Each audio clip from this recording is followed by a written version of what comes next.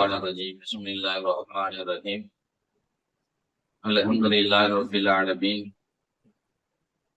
والصلاة والسلام على سيدنا محمد وآله وصحبه أجمعين أما بعد فقد قال الله تعالى في القرآن الكريم وفي محكم التنزيل ومن يشفع شفاعة حسنة يكن له نصيب منها ومن يشفع شفاعة سيئة يكن له كفر منها وقال الله على كل شيء قدير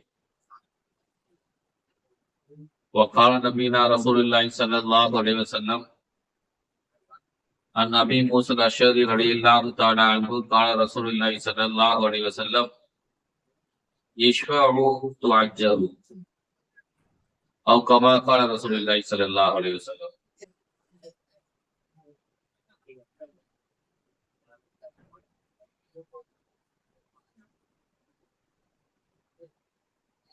اللهم صل على سيدنا محمد شمس الأنبياء بدر المرسلين وكتب الأولياء وافتخار المتقين تاج الأمة شفيع المذنبين شفيعي يوم القيامة الله يا خالد.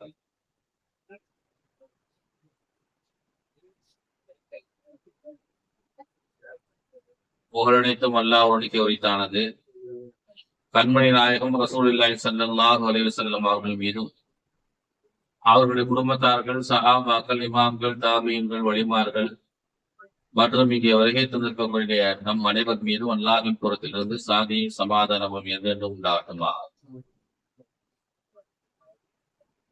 எல்லாம் அல்லாஹ் ஜல்லஷானஹு வ தஆலா வாழும் காலம் வரை லா இலாஹ இல்லல்லாஹ் முஹம்மது ரசூலுல்லாஹ் என்ற கலிமாவை மொழிந்து அதன் அடிப்படையிலே வாழ்ந்து அதை சொல்லியே மரணிக்கின்ற பாக்கியத்தினை வல்லல்லாஹு தஆலா நம் அனைவருக்கும் தந்தருள்வானாக. மீண்டும் மீண்டும் ஹஜ் உம்ரா செய்யக்கூடிய நசீபை வல்லல்லாஹு தஆலா நம் அனைவருக்கும் தந்தருள்வானாக. எதிர் வருகின்ற தேர்தலில் நல்லாட்சி மலர்வதற்கு அல்லாஹ் தஆலா அருள் செய்வானாக.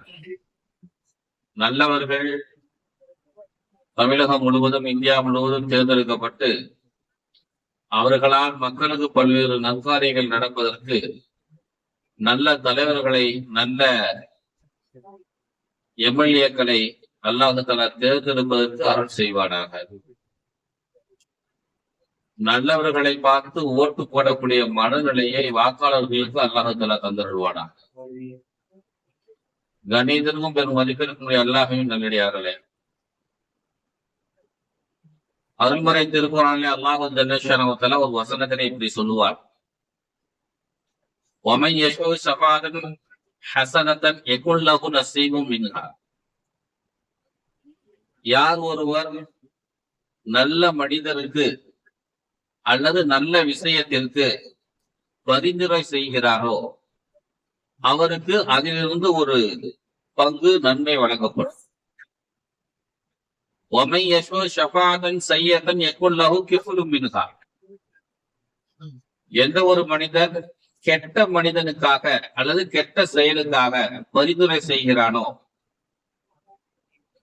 ரெக்கமெண்டேஷன் பண்றானோ, அவனுக்கு அவன் செய்த அனைத்து தீமைகளும் அவனுக்கே உரியதாகும். அல்லாஹ் அனைத்தையும் அறிந்தவனாக இருக்கிறார் என்று இந்த வசனம் சொல்லி காட்டுகிறது. கணியத்திற்குரியவர்களே, ஒரு நல்ல மனுஷன் என்று நாம் ஒரு மனிதனை பரிந்துரை செய்தால் அவன் நல்லது செஞ்சானாக்க தொடர்ந்து அந்த நல்லதுல நமக்கும் பங்கு கிடைக்கும். இவர் நல்ல மனுஷங்க, இவரை நம்பி நீங்க பேங்க்ல லோன் கொடுக்கலாம், இவரை நம்பி நீங்க ஒரு 10 லட்சம் ரூபாய் கடன் கொடுக்கலாம் என்று சொல்லி நம்ம பரிந்துரை பண்ணிருக்கிறோம். அவரும் அந்த 10 லட்சம் ரூபாய் வாங்கி ஒரு ஸ்கூல் கட்டுறாரு, நிறைய பிள்ளைங்க படிக்கிறாங்க. அந்த ஸ்கூல் ஆலமரம் போல வளர்ந்து 50 வருஷமா இன்னைக்கு நடந்துகிட்டு இருக்குது. அன்னைக்கு 50 வருஷமா நடந்துகிட்டு இருக்கக்கூடிய அந்த ஸ்கூலுக்கு ஆரம்பத்துல ஒரு 10 லட்சம் ரூபாய் என்ன செய்திருக்கிறாரு, ஒருத்தர் போய் கடன் வாங்க போகும்போது இவர் பரிந்துரை செய்திருக்கிறார். இன்னைக்கு 50 வருஷமா அந்த ஸ்கூல் நடக்குது, இன்னைக்கு பல லட்சக்கணக்கான பிள்ளைகள் படித்து பயனடைந்திருக்கிறார்கள் என்றால் அந்த ஸ்கூலை தொடங்கினவனுக்கு என்ன நன்மை கிடைக்குமோ அதே போல இந்த 10 லட்சம் ரூபாய் வாங்கி கொடுப்பதற்கு, கடன் வாங்கி கொடுப்பதற்கு இந்த ஒண்ணுமே செய்யல. கடன் வாங்கி கொடுப்பதற்கு பரிந்துரைத்ததற்காக வேண்டி அந்த நம் மனிதருக்கும் அதிகமான நன்மைகள் வழங்கப்படும் என்பதை நீங்கள் புரிந்து கொள்ள வேண்டும்.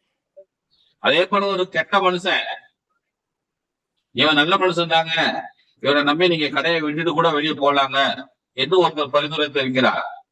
அவனை கடையை விட்டுட்டு வெளியே போனான், போயிட்டு வந்தாங்க. அதுக்கு இடைப்பட்ட நேரத்துல இவர் 2 மணி நேரம் தான் ஆச்சு. கடையில எல்லா சாமானியும் குட்டி அள்ளி போட்டு கொண்டுட்டே போயிட்டான். பெரிய திருடனா இருக்கிறான். அப்ப அவன் திருடுனது அவனுக்கான குற்றம்.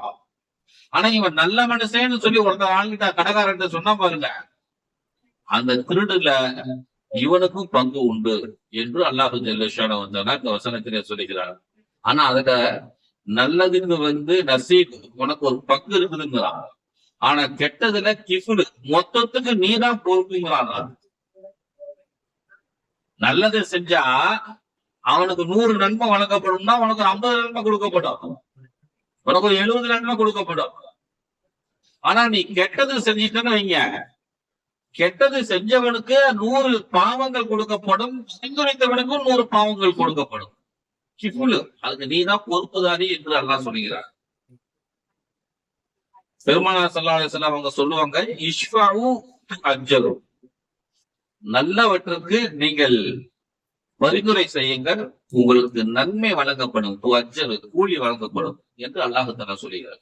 பெருமானார் ஸல்லல்லாஹு அலைஹி வஸல்லம் சொல்றார். இந்த திருக்குர்ஆனுடைய வசனம், இந்த திருக்குர்ஆன், இந்த ஹதீஸ், இந்த இரண்டும் பரிந்துரையை பற்றி பேசினாலும் இப்பொழுது உள்ள காலச்சூழலுக்கு நம்முடைய ஒவ்வொரு தொகுதியிலையும் தேர்தல் நடக்குது. இந்த தேர்தல்ல நல்ல மனிதருக்கு நாம் வாக்களிக்க வேண்டும். அதான் ஷஃபாஅத்துனா என்ன, பரிந்துரை. இவர் நல்ல மனுஷன்னு நான் பரிந்துரை பண்றேன் என்று நம்முடைய ஒரு வாக்கை செலுத்த வேண்டும். நாம கெட்ட மனுஷனுக்கு நம்முடைய பரிந்துரையை கொடுத்தால் அவ்வளவு பாவமும் நமக்கு தான். இருக்கிற நபர்கள்ல யாரு நல்லவரு கெட்டவருன்னு நமக்கு ஓரளவு தெரியும். இந்த கட்சியோட கூட்டணி வச்சிருக்கிறாரா, இவரெல்லாம் கெட்டவங்க. சரி, இந்த கட்சிக்காரங்களா, இந்த நடிகரா, இவனும் அயோக்கியம்தான். சரி, இந்த கட்சிக்காரங்களா, ஏதோ பரவாயில்ல, எல்லாருமே நல்லவங்கன்னு சொல்றதுக்கு இல்ல, இருக்கிறவர்கள்ல கொஞ்சம் நல்லவங்க இவங்க என்று நாம் யாரை முடிவு செய்கிறோமோ அவர்களுக்கு நம்முடைய வாக்குகளை செலுத்த வேண்டும் என்று இந்த திருக்குர்ஆனுடைய வசனம் நமக்கு சொல்லி காட்டுகிறது. அது மட்டும் இல்ல, நீங்க வாக்கு செலுத்துங்க, அதுக்கான நன்மை உங்களுக்கு கிடைக்கும் என்பதாக பெருமானார் ஸல்லல்லாஹு அலைஹி வஸல்லம் அவர்கள் நமக்கு சொல்லி தருகிறார். அன்பார்ந்த அல்லாஹ்வின் நல்லடியார்களே, வாக்கு செலுத்துவது நம்முடைய கடமை. அல்லாஹ் சொல்றார், பெருமானார் ஸல்லல்லாஹு அலைஹி வஸல்லம் சொல்றார், வாக்கு செலுத்துவது, ஓட்டு போடுறது நம்முடைய கட்டாய கடமைகளில் ஒன்று. சொல்கிற மாதிரி, நோன்பு வைக்கிற மாதிரி என்ன செய்யணும், எதையும் கடமையா நினைச்சு கொண்டு போய் போடணும். இந்த கருத்துல நமக்கு மாற்று கருத்தே கிடையாது. இஸ்லாத்துல, இஸ்லாமிய நாடு இல்லையே, எதனால நாம் பேசக்கூடாது, வேதாந்தம் பேசிக் கொண்டிருக்க கூடாது. இல்லை என்றால் நம்மை கெட்டவர்கள் ஆட்சி செய்யக்கூடும். கெட்டவருடைய ஆட்சியில நாம தனிப்பட்ட முறையில பாதிக்கப்படுறோமோ இல்லையோ, மொத்தத்துல எல்லாருமே பாதிக்கப்படுவோம். ஒரு பொது சிவில் சட்டத்தை கொண்டு வந்து கொடுத்து, அல்லது பாய்கள் எல்லாம் பகிரங்கமா சொல்லக்கூடாது என்று ஒரு சட்டத்தை போட்டு, இனிமேட்டு பாய்களுக்கு எல்லாம் ஓட்டுரிமை இல்லை என்றும் பொதுவாக ஒரு சட்டத்தை போட்டு மொத்தத்தில் நாம் பாதிக்கப்படுவோம். அந்த மொத்தத்தை பாதிக்கப்படாமல் இருப்பதற்காக வேண்டி நாம் என்ன செய்ய வேண்டும், நல்லவர்களுக்கு நம்முடைய ஆதரவை கொடுக்க வேண்டும், நல்லவர்களுக்கு நம்முடைய வாக்குகளை செலுத்த வேண்டும். அதே நேரத்துல காசு வாங்கிட்டுலாம் ஓட்டு போடக்கூடாது. காசு வாங்கிக்கிட்டு ஓட்டு போடக்கூடாது. அது காசு வாங்குவது ஹராம். அது ஏறத்தாழ லஞ்சம் வாங்குற மாதிரி தான். நீங்க எங்க பார்த்தாலும் கொடுக்குறவன் கொடுக்குறான், அது நம்ம வரிப்பணம் தானே ஹஸ்ரத், நம்மகிட்ட இருந்து கொள்ளடிச்சது தானே ஹஸ்ரத். அவன் என்ன 500 ரூபாய் தானே கொடுக்குறான், அவன் 50 கோடியை சாப்பிட்டாண்டாச்சே, எனக்கு என்ன 500 ரூபாய் தானே கொடுக்குறான், அந்த 500 ரூபாய் என்ன வந்துட போகுது என்று நாம் வேதாந்தம் பேசிக் கொண்டு இருக்க கூடாது. நமக்கு ஒரு 500 ரூபாய் கொடுக்குறான்னு வைங்களேன், இந்த 500 ரூபாய் அவன் ஏதோ ஒரு வரிப்பணத்துல இருந்து எடுத்திருப்பான். உதாரணத்துக்கு மதுபான வரியிலிருந்து எடுத்திருக்கிறான்னு வைங்க. அந்த மதுபான வரியில நமக்கு ஒரு 500 ரூபாய் கொடுக்குறான்னாக்க, அந்த மதுபானத்தை குடிச்சிட்டு எவன் எல்லாம் செத்து போனானோ, எவன் அவனுடைய மனைவிமார்கள் பிள்ளைகள் எல்லாம் சாபம் விட்டார்களோ, இந்த 500 ரூபாய்க்கான சாபமும் அந்த 500 ரூபாய்க்கான பத்துவாவும் நமக்கு வந்து சேரும். ஒரு நல்ல ரோடு போடுறேன்னு சொல்லி ஒரு 5 கோடி ரூபாய் ஒருத்தன் வாங்கியிருப்பான். அதுல இருந்து நமக்கு ஒரு 500 ரூபாய் வந்துருக்கோம், வாங்கியிருப்பான் இந்த ஆளு ஓட்டுக்காக. அங்க நல்ல ரோடு போட்டிருக்க மாட்டான். அப்ப அந்த ஊருக்காரன் எல்லாம் என்ன சொல்லுவான், அந்த ஊர்ல படிக்க போற பள்ளிக்கூடங்கள்லாம் அந்த கல் ரோட்ல நடந்து போகும்போது நாசமா போவேன் என்று திட்டும் பொழுதெல்லாம் அந்த 500 ரூபாய்க்கான பங்கு உங்களுக்கும் உண்டு. நீங்க வாங்கின 500 ரூபாய்க்கான பங்கும் உங்களுக்கும் உண்டு. அதனால ஓட்டுக்காக நாம் பணம் வாங்கக்கூடாது, அது ஹராம். ஆனா மனுஷனுக்கு மனுஷனுக்கு மனத்து மேல உள்ள ஆசை ரொம்ப அதிகமா தான் இருக்கு. பெருமனா சொல்லுவாங்க, அனசரையில்லாத அவங்க அந்த ஹதீஸ அறிவிக்கிறாங்க, மனுஷனுக்கு வயசு அதிகரிக்க அதிகரிக்க அதிகரிக்க அவனுக்கு 2 இன்னொரு அதிகரிச்சுக்கிட்டே போகுது. வயசு அதிகமாக அதிகமாக அவங்கிட்ட 2 ஆசைகள் அதிகரித்து கொண்டே இருக்கிறது. ஒண்ணு, நீண்ட காலம் வாழணும் அப்படிங்கிற ஆசை, இப்படி ரொம்ப வருஷம் வாழணும் அப்படிங்கிற ஒரு ஆசை. 2வது, பணத்தின் மீது இருக்கக்கூடிய ஆசை. இந்த 2ம் பாருங்களா எந்த வயசானாலும் குறையும். காலையில சொன்ன 90 வயசு தாத்தாவா இருப்பாரு, கடைக்கு போனியா, வியாபாரம் நடந்துச்சா, இன்னைக்கு என்ன நடந்துச்சு வேறன்ட்ட கேட்டு தெரிஞ்சு கொள்கிறார். ரிட்டையர்டாகி 30 வருஷம் இருக்கும் இந்த கடையில இருந்து, உற்பத்தி நிறுவனங்கள் இருக்கும். ஆக அந்த பொருளின் மீது இருக்கக்கூடிய அந்த ஆசை மட்டும் மனிதனுக்கு குறைவதே இல்லை என்று பெருமானார் ஸல்லல்லாஹு அலைஹி வஸல்லம் அவர்கள் சொல்லுகிறார்கள். அந்த வகையில அந்த ஆசைப்பட்டு இந்த ஓட்டுக்காக வேண்டி கொடுக்கப்படக்கூடிய பணங்களை வாங்குவது ஹராமாகும். அதை எந்த வகையிலுமே நம்ம அனுபவிப்பது மிகப்பெரிய தவறு, அது பாவத்தை கொண்டு போய் சேர்க்கும். ஒரு மனுஷன் ஹதீஸ்கள்ல ஃபிக்ஹ் சட்டங்கள்ல எழுதுறாங்க, ஒரு மனுஷன் தவறான வழியில சம்பாதிச்சு நிறைய பணம் காசை சேர்த்து வீடு, பங்களா, காரு, ஸ்கூலு, காலேஜ் எல்லாம் நிறைய கட்டி வச்சிருக்கிறான். அதன் மூலமா பல நல்ல காரியங்களும் நடக்குது, பல கெட்ட காரியங்களும் நடக்குது. சரிங்களா? இவன் ஆனா அந்த மூல பொருள் இருக்கு இல்லையா, ஒரு ஸ்கூலை கட்டி ஆரம்பிப்பதற்கு அவனுக்கு ஒரு 5 கோடி ரூபாய் ஆகிருக்கும். இந்த 5 கோடி ரூபாயும் முழுக்க முழுக்க ஹராமான வழியில வந்தது. ஏதோ ஒரு வகையில ஹராமான வழியில சம்பாதிச்சது. உதாரணத்துக்கு வச்சீங்களேன், ஒரு பேங்க்ல கடனை வாங்கிட்டு கொடுக்கல, பேங்க்ல கடனை வாங்கிட்டு அதானே இன்னைக்கு நாட்டுல தான் நடக்குது. ஒரு 5 கோடி ரூபாய் வாங்கிட்டு பேங்க்ல கடன் கொடுக்காம ஏமாத்திட்டான், அவனும் ஏமாத்திட்டாங்க. இப்ப அந்த 5 கோடி ரூபாய் வச்சு இவன் ஸ்கூல் நடத்துறான், காலேஜ் நடத்துறான், ஏதோ ஒரு நிறுவனங்களை நடத்துறான்னாக்க இவன் எவ்வளவு நடத்தினாலும் அதுக்கான நன்மைகள் அவனுக்கு வழங்க முடியாது. ஏன்னா மூலப்பொருள் எது கெட்டதுல இருந்து வந்தது. வேப்ப மரம் கசப்பா இருக்கும், வேப்பம் பழம் இனிப்பாவா இருக்கும், அதுவும் கசப்பு தான். அந்த மாதிரி நம்ம கிட்ட எந்த மூலப்பொருள் இருந்து நமக்கு கிடைத்திருக்கிறதோ, எந்த மூலப்பொருள் இருந்து நமக்கு பண காசு கிடைத்திருக்குதோ அவை அனைத்தும் ஹராமானதுதான். 1000 கோடி ரூபாய் ஹராமான வகையில ஒருத்தர் சம்பாதிச்சிருக்கிறான், 1000 கோடி ரூபாயும் ஒருத்தர் தர்மம் பண்ணிட்டான் அப்படின்னாலும் அவனுக்கு நன்மை கிடைக்காது, எல்லாம் தீமைதான். ஆகவே அன்பார்ந்த அல்லாஹ்வின் நல்லடியார்களே, இஸ்லாம் இந்த விஷயத்துல ரொம்ப பேணுதலாக இருக்க சொல்லி நம்மை வலியுறுத்துகிறது. ஒருத்தர் ஈசா அலைஹிஸ்ஸலாத்துக்கு தான் வராது, ஈசா அலைஹிஸ்ஸலாத்துக்கு ஒருத்தர் வராது. ஈசா அலைஹிஸ்ஸலாம் அவரிடத்தில் அவர் கேட்கிறார், எனக்கு ஏதாவது ஒரு நல்ல விஷயம் சொல்லி கொடுங்களேன், ஆனா என் வாழ்நாள்ல முழுசா அதை ஃபாலோ பண்றேன், பின்பற்றுறேன் என்று ஒரு மனிதர் கேட்கிறார். ஈசா அலைஹிஸ்ஸலாம் அவர்கள் சுத்திகட்டியாக பார்த்து விட்டு கீழே கடந்த ஒரு கல்லு, அவருடைய கல்லு எடுத்து அவருடைய கண்கள்ல காட்டி சொல்லுகிறார், உங்களுடைய உள்ளத்துல இந்த கல்லினுடைய அளவிற்கு பேணுதல் இருந்தால், இந்த கல்லினுடைய அளவிற்கு உங்களுடைய உள்ளத்தில் பேணுதல் இருந்தால், உலகத்தில் செய்கிற எல்லா மனிதர்களும் செய்கிற தொழுகையை விட மிகச் சிறந்தது என்று கூறினார். உலகத்தில் இருக்கக்கூடிய எல்லா மனுஷனும் தொழுகிறதை விட உன் உள்ளத்தில் இருக்கக்கூடிய பேணுதல் ஆகச் சிறந்தது என்று கூறினார். பேணுதல் அப்படிங்கிறது நம்மகிட்ட இல்லவே இல்லை. ஹராமா ஹராம், ஹலாலா ஹலாலா, இது ஹராமா ஹலாலா சந்தேகமானவற்றிலிருந்து நம்ம முழுசா தவிர்த்துக்கணும். சந்தேகத்துக்குரியவைகள்ல இருந்து நம்ம முழுசா வெளியே வந்துடணும். ஹராம்ல இருந்து முழுசா வெளியே வந்துடணும். அதே போல பேணுதலான விஷயங்கள்ல நாம கவனமாக இருக்க வேண்டும். அப்துல்லா இப்னு முபாரக் ரஹ்மத்துல்லாஹி அலைஹி சொல்லி மிகப்பெரிய ஒரு ஹதீஸ் கலை வல்லுநர், மிகப்பெரிய ஹதீஸ் கலை வல்லுநர். அவரு சிரியாவுல போய் ஒரு ஆலிமிடத்துல ஹதீஸ் கற்றுக்கொண்டு இருக்கிறார். அப்படி அவர் கற்றுக்கொண்டிருக்கிற சந்தர்ப்பத்துல அன்வர் அன்வர் சீட் எடுத்து சிரியாவுல சென்று ஒரு ஆலிமிடத்துல கல்வி கற்றிருக்கிற சந்தர்ப்பத்துல எழுதுறதுக்கு அவருக்கு பேனா கிடையாது. பக்கத்துல இருந்த ஒரு மாணவர் இடத்துல கொஞ்சம் பேனா கொடுங்க எழுதி தரேன் என்று அவர் கேட்டார். அவர் பேனா கொடுத்தாரு, வாங்கினாங்க. இப்னு முபாரக் இவங்க எழுதிக்கிட்டே இருந்தாங்க. ஹதீஸுகள்லாம் எழுதி முடிச்சிட்டு அந்த பாட சபையில இருந்து எழுந்து உடனே புறப்பட்டு அவங்க வெளியே போயிட்டாங்க. தன்னுடைய சொந்த ஊருக்கு போயிட்டாங்க. தன்னுடைய சொந்த ஊர் மருகு என்கிற ஒரு கிராமம். எங்க இருந்து சிரியாவில இருந்து மருகுங்கிறது 2300 கிலோமீட்டர். அவர் மாச கணக்குல நடந்து போறாரு, மாச கணக்குல ஒட்டகத்துல போறாரு, குதிரையில போய் சேர்றாரு. ஒரு மாதிரியா அங்க போய் தான் தன்னுடைய சொந்த ஊருக்கு போய் தான் அந்த பைய திறந்து பாக்குறாரு. அந்த பேனா கிடக்கு. இரவல் வாங்கின பேனா, இந்த எழுதி தராங்க, இரவல் வாங்கின பேனா அங்க போய் பார்த்தா இருந்தது.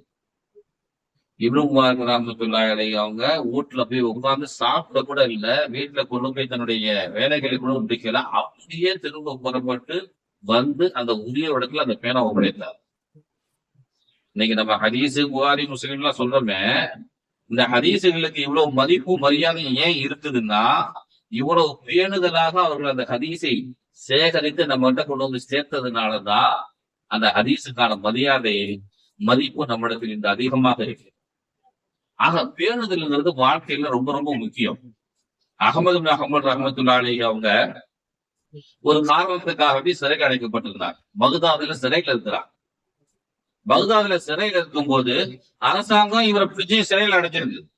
அரசாங்கத்து மேலதான் இமாம் அகமது ஹம்பல் ரஹ்மத்துல்லாஹி அலைஹி ஒரு குற்றம் சுமத்தினார். இவன் அரசாங்கம் பிடிச்சி இவரை ஜெயில போட்டுருச்சு. ஜெயில போட்ட பிறகு ஜெயில சாப்பாடு கொடுக்கப்படுது. சிறையில சாப்பாடு கொடுப்பாங்க இல்லையா, சாப்பாடு கொடுக்கப்படுது. அது அவரு பேராண்டார், எனக்கு அந்த சாப்பாடு சாப்பிட மாட்டேன். ஏன்னா அரசாங்கம் தவறானது. அரசாங்கத்து மூலமா வரக்கூடிய வருவாய்கள் தவறானது. அந்த தவறான வருவாயிலிருந்து வரக்கூடிய எனக்கு கொடுக்கப்படக்கூடிய சோறும் தவறானது. நான் அந்த சாப்பாடை சாப்பிட மாட்டேன், நான் அது ஹராம் அப்படின்னு ஒதுங்கிக்கிட்டார்.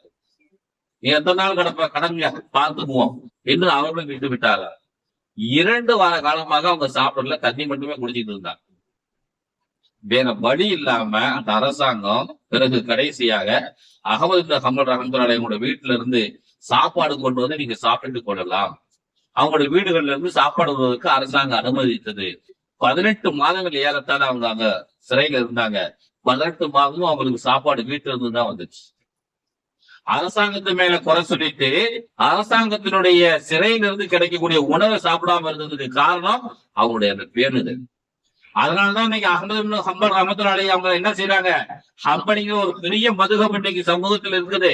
ஹனஃபி, ஷாஃபி, ஹம்பலி, மாலிகி 4 மதுகம் சொல்றோம் இல்லையா, அந்த 3வது மதுகபினுடைய இமாம் இவ்வளவு பேணுதலாக இருந்ததுனாலதான் அந்த அவங்க சொன்ன அந்த மார்க்க சட்டங்களை உலகம் முழுவதும் பின்பற்றக்கூடிய கோடான கோடி மக்கள் இன்று இருக்கிறார்.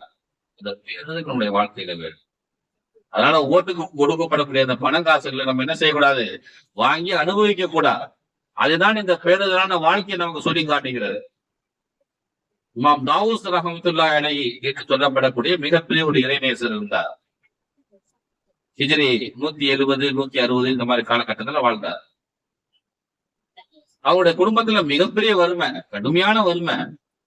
இந்த வறுமையினுடைய உச்சத்தில் அவங்க வாழ்ந்த சந்தர்ப்பத்துல மகனா கவர்னருக்கு ஒரு கடிதம் எழுதுறாங்க. உமர் இப்னு அப்துல் அசீஸ் ரஹ்மத்துல்லாஹி அலைஹி அவங்களுக்கு அந்த நாட்டினுடைய பிரதமர் அவங்கதான். பிரதமருக்கு ஒரு கடிதம் எழுதுறாங்க. நானும் எங்களுடைய தகப்பனாரும் ரொம்ப கடுமையான கஷ்டத்துல இருக்கிறோம், ரொம்ப வறுமையில இருக்கிறோம், செலவு நடவடிக்கைகளுக்கு பணம் இல்லை, ஆங்காங்கே கடன் வாங்கி தான் செலவு பண்ணிக்கிட்டு இருக்கிறோம். என்னுடைய தகப்பனாரு இமாம் தாவூஸ், அதனால எங்களுக்கு ஏதாயிலும் கவர்மெண்ட்ல இருந்து மாதமோ வருடத்துக்கு ஒரு முறையோ ஓய்வூதியம் கொடுக்குறாங்க இல்லையா, அந்த மாதிரி ஏதாவது ஒரு பென்ஷன் ஒண்ணு கொடுங்க என்று அவர் கேட்டார். கேட்டு கடிதம் எழுதினார். கடிதம் நேரா பிரதமர் உமர் இப்னு அப்துல் அசீஸ் அவங்களுடைய கவனத்துக்கே போனுச்சு. பார்த்தாங்க, படித்தாங்க. இமாம் தாவூஸ் மிகப்பெரிய இறைநேசர், ரொம்ப நல்ல மனுஷன், அவருக்கு ஒரு மாசம் 300 ரூபாய் போட்டு கொடு என்று கடிதம் எழுதி கையெழுத்து போட்டு உமர் இப்னு அப்துல் அசீஸ் அவங்க அனுப்பிவிட்டாங்க. கஜானால இருந்து ஒருத்தர் வந்தாங்க, ஒரு 300 ரூபாவை இமாம் தாவூஸ் ரஹ்மத்துல்லாஹி அவங்களுடைய மகனாருடைய கையில கொடுத்துட்டு கையெழுத்து வாங்கிட்டு போயிட்டாங்க. வாங்கின மகன் என்ன செஞ்சாரு, அந்த பணத்தை யார் யாருக்கெல்லாம் மளிகை கடை அந்த எங்க எல்லாத்துக்கும் பாக்கி எல்லாம் கடன் எல்லாம் கொடுத்துட்டு தன்னுடைய வீட்டுக்கு தேவையான சாமான்களையும் வாங்கி வச்சுட்டாரு. ஒரே நாளில 300 காலி. ஒரு 10 நாள் கழிச்சு மீண்டும் அரசாங்கத்துல இருந்து ஒருத்தர் நோட்டை தூக்கிட்டு வந்தார். அவர் வரும்பொழுது தாவூஸ் ரஹ்மத்துல்லாஹி அவங்களுடைய மகனார் வீட்டுல இல்ல. இமாம் தாவூஸ் ரஹ்மத்துல்லாஹி அவங்க தான் வயசானவங்க, வீட்டுல இருந்தாங்க. உங்களுடைய மகனார் கேட்டுக் கொண்டதற்கு 300 ரூபாய் நாங்க கொடுத்திருக்கோம் அரசாங்கத்தில இருந்து, மீண்டும் நீங்க ஒரு கையெழுத்து ஒண்ணு போடுங்க, மாசம் மாசம் நான் உங்களுக்கு பணம் அனுப்பி வைப்போம் என்று அவர் சொல்லிக்கிறார். இமாம் தாவூஸ் ரஹ்மத்துல்லாஹி அவங்க சொன்னாங்க, நான் பணம் வாங்கலையே, பணம் கொடுத்தான்னு சொல்றீங்களே, இல்ல உங்களுடைய மகனாரிடத்துல பணம் கொடுத்தாச்சு, எனக்கு இது தெரியாது, கொஞ்ச நேரம் இருக்க என்று சொல்லிவிட்டு இமாம் தாவூஸ் ரஹ்மத்துல்லாஹி அவங்க பக்கத்து வீட்டுக்காரரே ஒரு பெரிய லேண்ட் புரோக்கர் தான், அவர்கிட்ட போய் என் நிலத்தை நீ வச்சுக்க, இப்போதைக்கு எனக்கு ஒரு 300 ரூபாய் பணத்தை என்று சொல்லி பக்கத்து வீட்டுக்காரர்கிட்ட 300 ரூபாய் பணத்தை வாங்கிட்டு வந்து, என் மகன் வாங்கின பணத்தை நான் உங்களுக்கு திருப்பி கொடுத்துட்டேன், நீங்க எடுத்துட்டு போயிடுங்க, நான் ஒன்னும் கையெழுத்து போட மாட்டேன், அரசாங்கம் எனக்கு எதுவும் நிதி உதவிலாம் செய்ய வேண்டாம். Government Umar ibn Abdul Azeez ரஹ்மத்துல்லாஹி அவங்க ரொம்ப நேர்மையான மனிதர், மிகப்பெரிய இறைநேசர், 2வது உமர் என்று பெயர் பெற்றவர், ரொம்ப துல்லியமான நேர்மையான அரசாங்கத்தை நடத்தி கொண்டு இருக்கக்கூடிய அவர்கிட்ட இருந்தே இமாம் தாவூஸ் ரஹ்மத்துல்லாஹி அவங்க எனக்கு எந்த விதமான பணமும் வேண்டாம், அதுல இருந்து நான் எதுவும் சாப்பிட மாட்டேன் என்று அவர்கள் அவ்வளவு நேர்மையாக துல்லியமான முறையில் அவர்கள் வாழ்ந்திருக்கிறார்கள் என்றால், தூய்மையான முறையில் அவர்கள் வாழ்ந்திருக்கிறார்கள் என்றால், அந்த நேர்மையை நாம் புரிந்து கொள்ள வேண்டும். ஆகவே அன்பார்ந்த அல்லாஹ்வின் நல்லடியார்களே, அந்த வகையில ஓட்டுக்காக வேண்டி நாம் பணம் கேட்பது மிகப்பெரிய தவறாக இருக்கிறது. அதனால ஓட்டுக்காக வேண்டி நாம் பணம் கேட்க கூடாது.